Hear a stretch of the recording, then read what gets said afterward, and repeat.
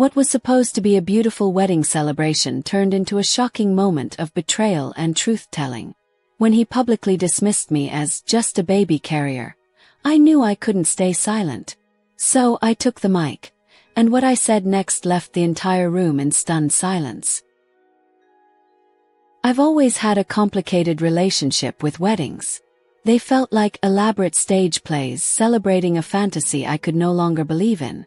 There's something about the solemn vows echoing in a hushed church, the relentless fizz of champagne, the blinding pop of flashbulbs. It all feels like a carefully constructed lie when your own marriage is fraying, unraveling thread by painful thread. So, when the invitation to Sebastian's wedding arrived, nestled amongst junk mail and bills, my heart gave a familiar, unpleasant lurch. It was thick, cream-colored cardstock, embossed with elegant gold lettering, a stark contrast to the gray reality of my life. Sebastian, Adrian's childhood friend, the best man at our own wedding years ago. Adrian, my husband. The invitation wasn't just a request for our presence. It felt like a summons to perform. The pang in my chest sharpened. The specific ache that comes from smoothing down a dress, fixing a smile, and pretending to be the happy, supportive wife while you're slowly, quietly disappearing inside the shell of your own life. The day itself unfolded with a predictable chill. The drive to the sprawling country estate was conducted in near silence, punctuated only by the tires humming on asphalt and the incessant tap-tap-tap of Adrian's thumbs on his phone screen. His hand hadn't brushed mine, not even accidentally, since we left the house. He walked 3 paces ahead across the gravel path leading to the manor, his focus entirely on his reflection in his phone screen or adjusting the already perfect knot of his tie. He didn't glance back to see if I was keeping up, if I needed a hand over the uneven ground in my impractical heels. I might as well have been invisible. As we stepped through the grand entrance into the glittering reception hall, alive with music and laughter, he leaned in, his voice a low hiss near my ear, smelling faintly of expensive cologne and indifference. "Try not to embarrass yourself tonight," he muttered, his eyes scanning the room, already searching for more important people. "Just smile and stand there. Like you're supposed to." That's what I had become. Not a partner, not a person he cherished, but a silent fixture, an accessory positioned carefully in the background of his more important story.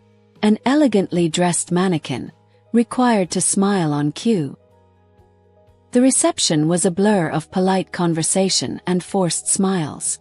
I nursed a glass of champagne, the bubbles doing little to lift the weight settling in my stomach.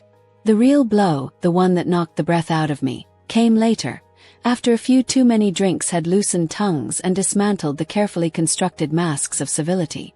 Adrian was holding court with a small group of groomsmen near the bar, their laughter unnecessarily loud. I saw him gesture vaguely in my direction, a smug, possessive grin spreading across his face.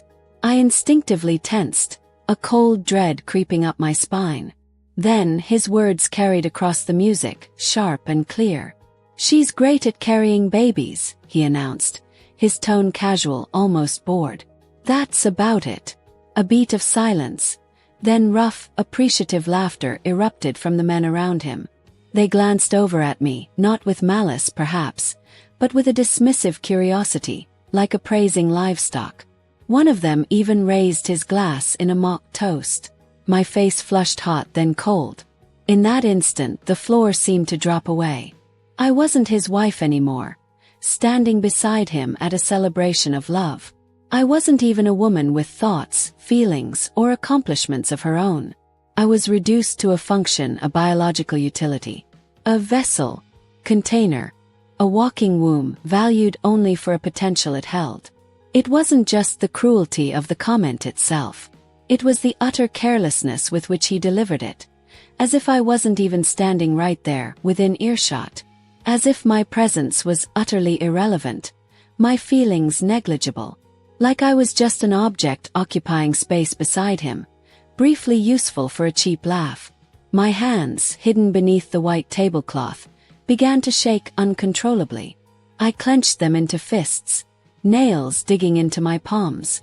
I looked down at the simple gold band on my left hand, the symbol of our supposed union. How could something so small, so seemingly insignificant, feel so heavy, so cold? It wasn't a circle of love. It felt like a shackle, binding me to this public humiliation, this slow, internal death. Later that night, the clinking glasses and upbeat music faded slightly as the MC, a jovial man with a booming voice, announced it was time for toasts. He opened the floor for anyone who wanted to share a fond memory or offer well wishes to the newlyweds, Sebastian and his radiant bride. A few brave souls rose. An uncle telling a rambling childhood story, a bridesmaid sharing a tearful anecdote. I watched them, feeling detached, a million miles away. I had nothing to say, or rather too much. I certainly didn't plan to speak. I wasn't sure I even possessed the strength to stand, let alone address the room. But then, in a moment that felt orchestrated by fate, or perhaps sparked by a tiny flickering ember of rebellion deep inside me, the wireless microphone making its way down our table was unexpectedly passed directly to me. It felt heavy in my suddenly numb hand. Across the table, Adrian's eyes narrowed into icy slits. His smile vanished, replaced by a look of pure fury. "Don't!" he whispered sharply, the command laced with threat. "Don't you dare! Just sit down." His words, meant to control, did the opposite. They were the final push. Ignoring the frantic pounding in my chest, ignoring his glare, I stood up anyway. My legs felt unsteady, but I planted my feet firmly. I raised the microphone. My voice trembled initially, but not entirely from fear. It trembled with the resonance of years spent unheard. Years of being silenced, dismissed, muted. "I remember my own wedding," I began, my voice gaining strength as I scanned the sea of faces, some curious, some impatient. "I remember standing at the altar, filled with hope. I remember thinking I was stepping into a true partnership, an equal footing, that we would build something beautiful together. Share everything, our hopes, our fears, our dreams, our entire lives." A few polite smiles appeared in the crowd, some sympathetic nods. People assumed it was a standard, sentimental toast. But I wasn't finished. My gaze drifted towards Adrian, whose face was now a mask of contained rage. "But somewhere along the way," I continued, my voice steadier now, clearer, "I stopped being truly seen. I faded into the background, became an accessory, caretaker, a carrier." The word hung in the suddenly still air. The atmosphere in the room shifted palpably. Chairs creaked as people shifted uncomfortably. Glasses clinked softly, nervously. The background chatter ceased. All eyes were on me, then flickered towards Adrian. "I'm telling you this," I said, looking directly at the bride and groom now, my voice ringing with conviction. "Not to cast a shadow on your beautiful day, but to offer a piece of hard-earned advice. A warning, perhaps. Never ever stop seeing each other. Truly seeing the person beside you. Because love isn't about fulfilling roles or expectations. It's about recognition. It's about valuing the whole person, not just the parts that serve you. If you forget that fundamental truth, the wedding becomes just an expensive performance. And the marriage, it risks becoming a lonely stage, with only one actor basking in the spotlight, while the other fades into the wings." I placed the microphone gently back on the table before any applause, or inevitable backlash, could fully form. I sat down, my heart hammering, but a strange sense of calm washed over me. I had spoken. The car ride home was thick with a silence more deafening than any argument. The tension crackled between us, heavy and suffocating. I stared out the passenger window, watching the streetlights blur into streaks of yellow against the inky blackness, feeling utterly detached. The faint scent of champagne and Adrian's cologne still clung to the air, now smelling sour and suffocating. We hadn't even pulled into the driveway when the storm broke. "What the hell was that?" Adrian hissed, slamming the gear stick into park with unnecessary force. His voice was low, tight with fury. "Are you out of your mind? You completely humiliated me in front of everyone. Sebastian, my colleagues, everyone. I told the truth. I replied quietly, my voice flat, devoid of the energy needed for a fight. My gaze remained fixed on the darkened houses outside. Truth. He spat the word like venom. What truth? You're being overly dramatic, blowing things way out of proportion. You've always been too sensitive, reading into things that aren't there. There it was. Gaslighting. Deflection. Invalidating my reality. It was another well-worn tactic from his ever-expanding manual on control. Blame the victim, deny the offense, label the reaction as hysterical. It had worked so many times before, chipping away at my confidence, making me doubt my own perceptions. But tonight was different. Something inside me had finally fractured beyond repair during that speech. His words, meant to wound and manipulate, slid off me. I didn't argue back. I didn't defend myself. I simply continued to stare out the window, watching a lone cat dart across a neighbor's lawn. I felt the last fragile filament connecting me to the idea of us, the idea of our marriage, finally snap. It drifted away into the darkness, and this time, for the first time, I didn't even try to reach for it, didn't try to catch it. I just let it go. In the weeks that followed the wedding incident, a quiet resolve settled within me. The outburst hadn't been a momentary lapse. It was the cracking open of a door I now intended to walk through. I started, discreetly at first, to build an escape route, laying down one small paving stone at a time towards a different future. I resurrected my old graphic design portfolio, dusting off skills I hadn't used since before Elena was born. I reached out to former contacts, took on small freelance gigs, designing logos for local businesses, creating brochures, working late into the night after Adrian was asleep. Each completed project, each paycheck, however small, felt like reclaiming a tangible piece of my identity, a part of myself he hadn't managed to erase. With trembling hands but a steady heart, I walked into a bank branch far from our neighborhood and opened a new savings account, solely in my name. Depositing that first freelance payment felt monumental, a secret act of defiance, creating a safety net he couldn't touch, couldn't control. I cautiously reconnected with old college friends, women I'd drifted away from under the weight of my marriage. Coffee dates turned into long phone calls.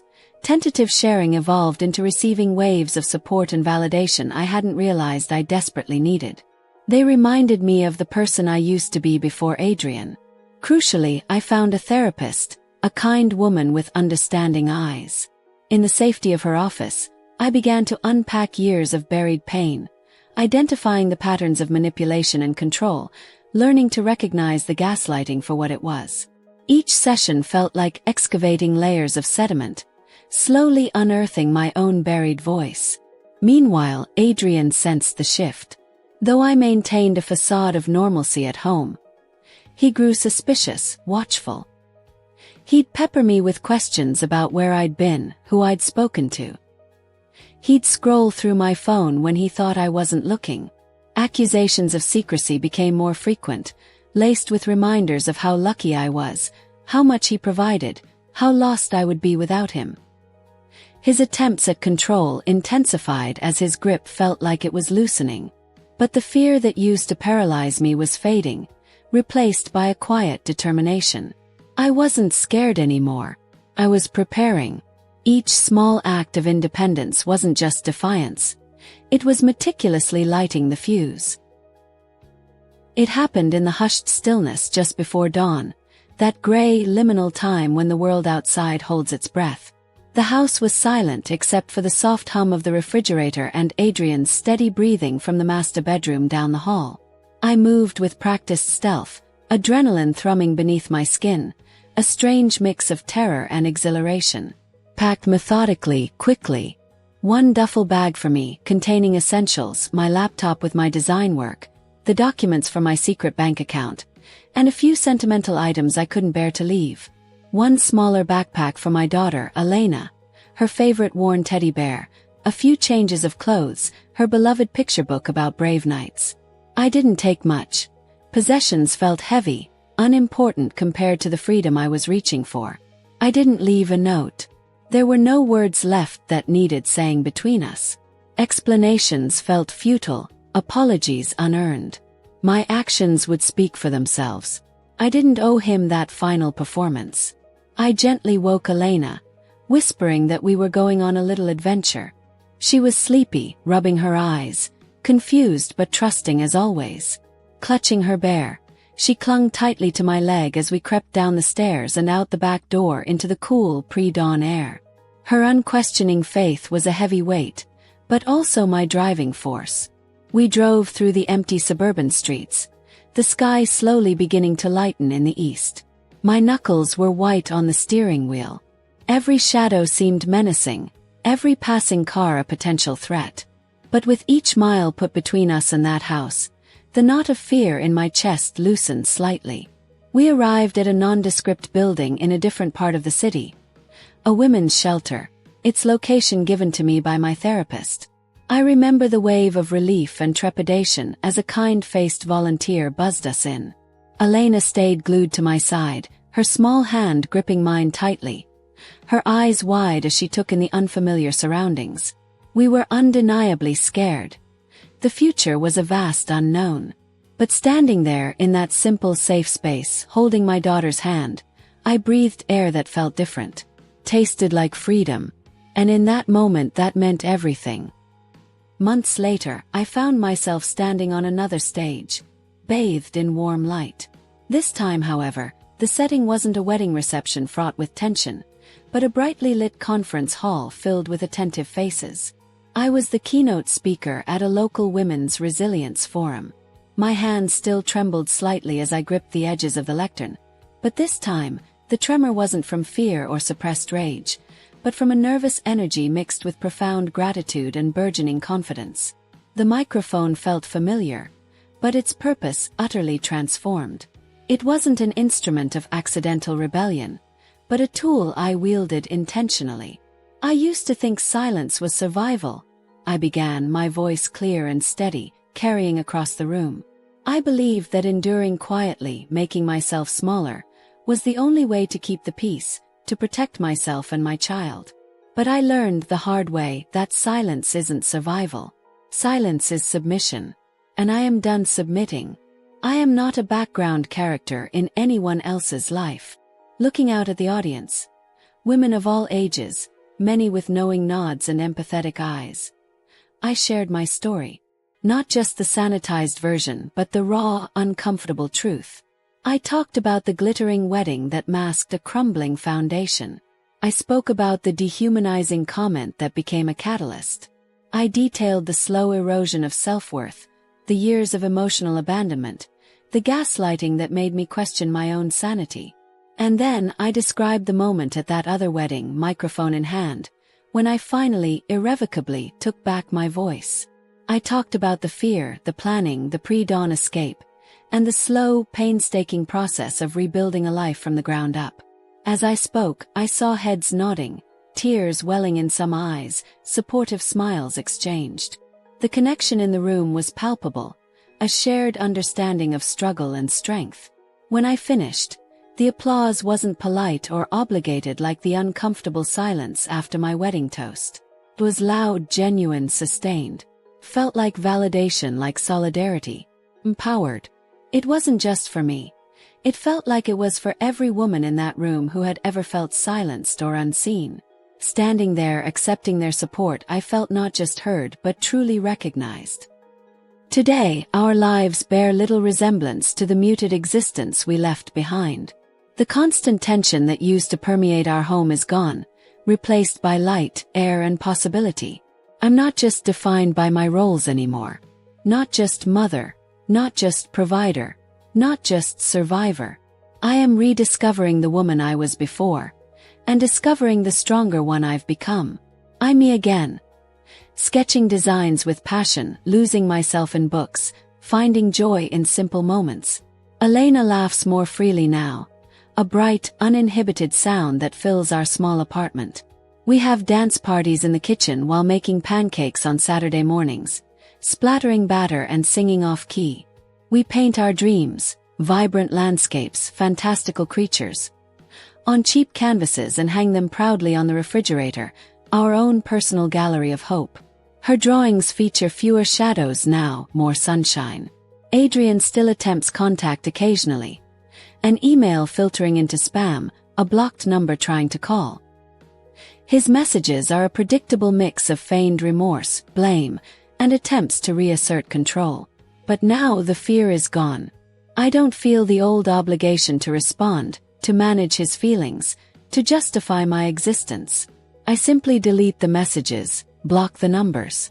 I don't need his permission to live my life, to be happy, to exist fully and unapologetically. The journey wasn't easy, and scars remain. But looking back, I see the woman shrinking in the background at that wedding, the woman reduced to a vessel, and I barely recognize her. Because I am no longer defined by his words or his perception. I am a woman who, when faced with erasure, chose herself, chose her daughter, chose freedom. And that choice, that reclamation of my own voice and my own life, has made all the difference.